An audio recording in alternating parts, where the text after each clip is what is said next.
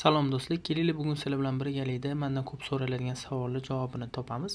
Ya'ni mendan eng ko'p so'raladigan narsa bu o'zlarining fakultetlari, ya'ni talabalar tanlamoqchi bo'lgan fakultet qaysi universitetda borligini so'rashadi va buni siz o'zingiz saytdan kirib ko'rib olishni men sizga hozir o'rgatmoqchiman. Bu uchun Turkiya burslarining saytiga kirsangiz bo'ladi. Turkiya burslariga topshirayotganlar ham yoki oddiy universitetga topshirayotganlar ham shu saytdan ko'rsa bo'ladi. Bu yerga kirganingizdan keyin program ara degan joyi bor. Aynan shu yerda eğitim alanı deganiga o'zingizga qiziq bo'ladigan yo'nalish fakultetni ko'rib chiqishingiz mumkin. Misol uchun aytaylik,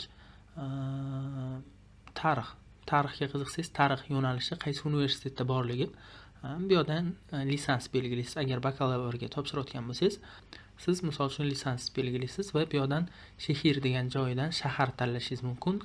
Xohlasangiz tanlamasdan o'tib ketsangiz ham bo'ladi yoki o'zingizga qiziq bo'lgan shaharlar. Keyin dil degan joyiga o'zingiz qaysi tilda o'qimoqchi bo'lsangiz o'sha tilni tanlaysiz.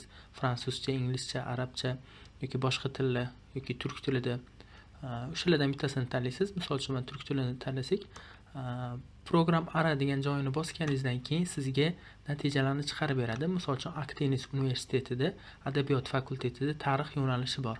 Anadolu universitetida, adabiyot fakultetida tarix yo'nalishi bor va shunga o'xshagan ko'plab universitetlarda o'zining yo'nalishlari bor va bu yerda siz o'zingizga kerak bo'lgan yo'nalishlarni qaysi universitetda borligini ko'rib olishingiz mumkin va universitetga topshirayotganingizda yoki Turkiya burslari orqali topshirayotganingizda o'zingizga kerakli bo'lgan universitetni shunga qarab belgilashingiz mumkin va universitet haqida to'liq ma'lumotlarni ko'rib chiqishingiz mumkin bo'ladi. Agarda universitetlar haqida ma'lumot kerak bo'lsa, bemalol menga yozishingiz mumkin. Qo'limizdan kelgancha sizga yordam beramiz.